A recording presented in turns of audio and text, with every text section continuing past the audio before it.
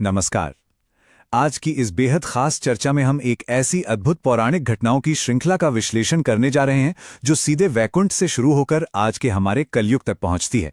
ये सिर्फ एक कथा नहीं है, बल्कि आस्था, रहस्य और ब्रह्मांडीय घटनाओं का एक ऐसा महाकाव्य है जो सच में किसी को भी मंत्रमुग्ध कर सकता है। तो चलिए इस सफर की शुरुआत करते हैं। इस पूरी चर्चा में उतरने से पहले एक ऐसे आधुनिक रहस्य पर बात करते हैं जिसने सदियों से लोगों को सोचने पर मजबूर किया है। तिरुमला का मंदिर आज दुनिया के सबसे समृद्ध और सुव्यवस्थित धार्मिक स्थलों में से एक है। लेकिन कभी सोचा है कि पूरे ब्रह्मांड के स्वामी माने जाने वाले भगवान कलयुग के अंत तक एक भारी कर्ज के तले क्यों दबे हुए हैं? सुनने में अजीब लगता है ना? लेकिन इस रहस्य का उत्तर एक बहुत ही अनोखी और प्राचीन घटना में छिपा है। तो चलिए सबसे पहले देखते हैं वैकुंठ से पृथ्वी तक की इस यात्रा को, जहां एक छोटे से अहंकार ने पूरे स्वर्ग को हिलाकर रख दिया था। असल में ये पूरी कथा ना एक डोमिनोज इफेक्ट की तरह काम करती है।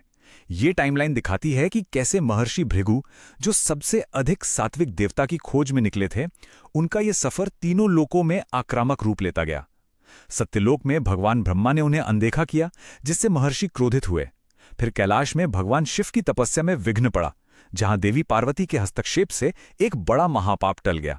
और अंततः भृगु मुनि वैकुंठ पहुंचे, जहां भगवान विष्णु योग निद्रा में थे।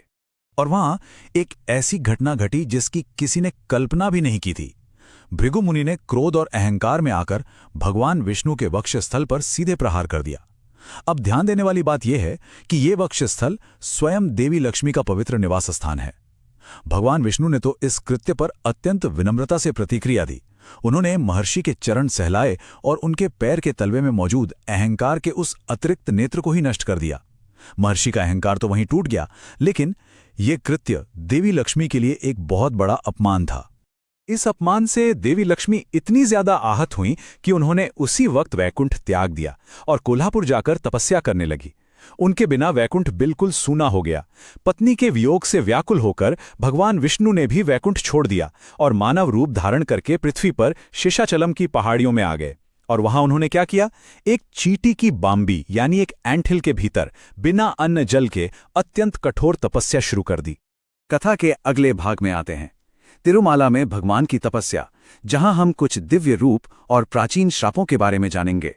सोचकर देखिए, जब पूरे ब्रह्मांड के पालनहार स्वयं मानव रूप में भूख और प्यास सह रहे थे, तब अन्य देवताओं ने उनकी रक्षा के लिए एक बहुत ही दिलचस्प और गुप्त योजना बनाई, एकदम सीक्रेट मिशन की तरह। भगवान ब्रह्मा एक सुंदर गाय बन गए, भगवान शिव उस गाय के बछड़े बने और सूर्यदेव ने एक ग्वाले का रूप धारण कर लिया। सूर्यदेव इस गाय और बछड़े को चोल देश के राजा के पास ले गए, जिन्होंने इसे अपनी रानी के लिए खरीद लिया।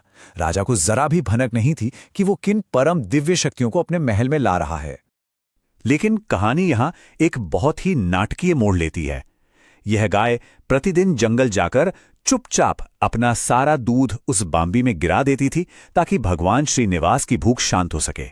जब रानी को दूध की कमी पर शक हुआ तो ग्वाले ने गाय का पीछा किया और गुस्से में आकर उसने गाय पर कुल्हाड़ी से वार कर दिया। उसी क्षण भगवान श्रीनिवास बाम्बी से बाहर आ गए और कुल्हाड़ी का वो भयानक वार सीधे अपने सिर पर ले लिया। यह खौफनाक दृश्य देखकर ग्वाले की सदमे से ही मृत्यु हो गई। जब चोल राजा वहां पहुंचे तो रक्त से लथपथ भगवान ने उन्हें श्राप दिया कि उनके सेवक के पापों के कारण राजा को पिशाच बनना पड़ेगा। घायल अवस्था में वन में भटकते हुए भगवान की भेंट वराह स्वामी से हुई, जो विष्णु जी के ही अवतार हैं। श्रीनिवास ने रहने के लिए थोड़ी सी भूमि मांगी। वराह स्वामी ने भूमि देने के बदले एक बड़ी दिलचस्प शर्त रखी। मैं तुम्हें भूमि देता हूं, लेकिन भक्तों को पहले मेरे दर्शन करने होंगे। और यही कारण है कि आज भी तिरुपति जाने वाले तीर्थयात्रियों के लिए भगवान वेंकटेश्वर के दर्शन से पहले आदि वराह स्वामी मंदिर जाना अनिवार्य माना जाता है। ये प्राचीन समझौते आज भी लागू हैं। इसके बाद वराह स्वामी ने घायल श्रीनिवास को वकुला देवी के आश्रम भेजा। अब ये तुलना देखिए कितनी अद्भुत है। द्वापर युग में माता यशोदा भगवान कृष्ण के विवाह का उत्सव नहीं देख पाई थी, उनके मन में वो कसक रह गई थी। उसी अधूरी इच्छा को पूरा करने के लिए उन्होंने कली युग में वकुला देवी के रूप में पुनर्जन्म लिया। उन्होंने श्रीनिवास के घावों का उपचार किया और बिल्कुल एक मां की तरह उन्हें प्रेम दिया। इस तरह भगवान को इस पृथ्वी पर भी एक मां का आंचल मिल गया।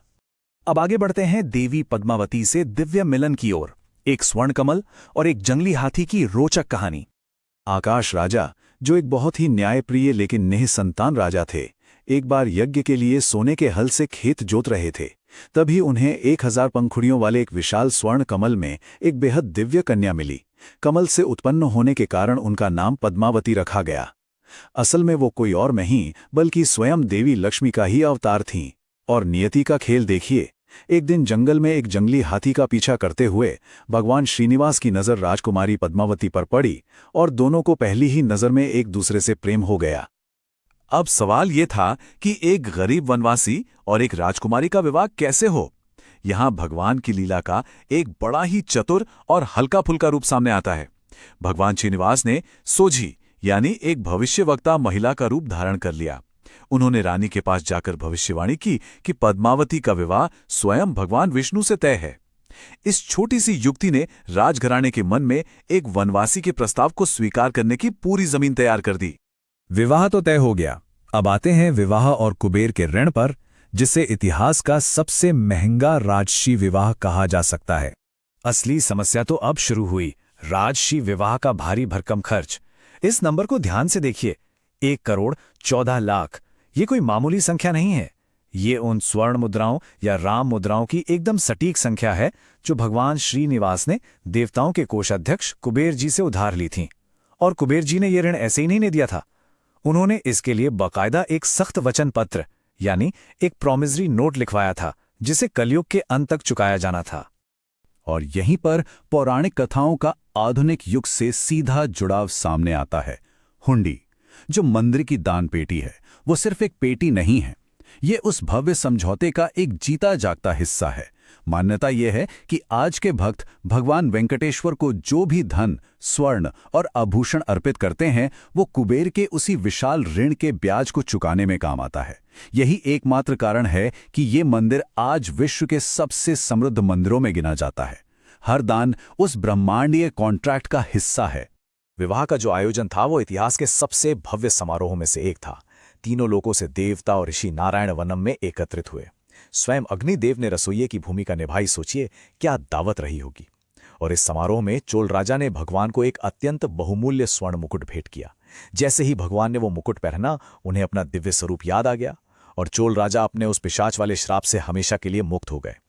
वन में शुरू हुई उस घटना का यहाँ एकदम पूर्ण रूप से समापन हो गया। अब हम इस कथा के अंतिम और सबसे नाटकीय चरण में प्रवेश करते हैं, कलयुग में पाषाण रूप, जो मानवता के लिए एक परम त्याग था। विवाह के बाद श्रीनिवास और पद्मावती तिरुमला की पहाड़ियों पर खुशी खुशी जीवन जीने लगे। लेकिन अतीत कभी पूरी तरह से पीछे नहीं छूटता। विवाह के लगभग 6 महीने बाद महर्षि नारद कोल्हापुर पहुंचे और देवी लक्ष्मी को इस नए विवाह की सूचना दे दी। ये सुनते ही लक्ष्मी जी का क्रोध फिर से भड़क उठा और वो सीधे तिरुमला पहुंच गईं। वहां उनका सामना पद्मावती से हुआ। दोनों देवियों के बीच भगवान को लेकर सीधा टकराव शुरू हो गया। लक्ष्मी जी अपनी जगह बिल्कुल सही थीं और पद्मावती, जो त्रेता युग की वेदवती का अवतार थीं, उन्हें भी भगवान से विवाह का वचन मिला था। भगवान श्रीनिवास सच में एक असंभव स्थिति में फंस गए थे। इस भीषण तनाव के बीच भगवान श्रीनिवास ने एक अंतिम और स्थायी निर्णय लिया। वे जानते थे कि कलयुग का मानव बहुत सी परेशानियों से घिरा रहेगा। मानवता को एक ऐसे ईश्वर की आवश्यकता होगी जो हमेशा सुलभ रहे, जो सुन सके। अपनी दोनों देवियों को शांत करने और मानवता के कल्याण के लिए उन्होंने स्वयं को हमेशा के लिए पत्थर यानी पाषाण में बदल लिया। ये उनका एक ऐसा महान त्याग था जिसने दोनों देवियों के क्रोध को उसी क्षण गहरे शोक में बदल दिया। भगवान को पाषाण रूप में देखकर दोनों देवियों ने भी उनके साथ सदा रहने का निर्णय लिया। और ये कोई कहानी भर नहीं है। आज भी मुख्य मूर्ति पर यह शांतिपूर्ण समाधान साफ साफ देखा जा सकता है। भगवान के वक्षस्थल के बाईं ओर श्रीदेवी यानी देवी लक्ष्मी विराजमान है और दाईं ओर भूदेवी यानी देवी पद्मावती विराजमान है। ये संतुलन और असीम प्रेम का एक शाश्वत प्रतीक बन गया। अंत में इस प्रश्न पर विचार करना बहुत दिलचस्प हो जाता है कि कैसे वैकुंठ में भृगु मुनि के अहंकार के एक छोटे से कृत्य ने घटनाओं की एक ऐसी श्रृंखला शुरू की जिसने आज दुनिया भर के करोड़ों लोगों के लिए शांति और उम्मीद का सबसे बड़ा केंद्र बना दिया। ये पूरी कथा हमें साफ साफ दिखाती है कि कैसे प्राचीन पौराणिक घटनाओं ने आधुनिक भक्ति की मजबूत नींव रखी है। आज के इस विश्लेषण से जुड़ने के लिए बहुत बहुत धन्यवाद। उम्मीद है कि ज्ञान और रहस्य की यह यात्रा रोमांचक रही होगी। ऐसे ही खोजते रहें और सीखते रहें। नमस्कार।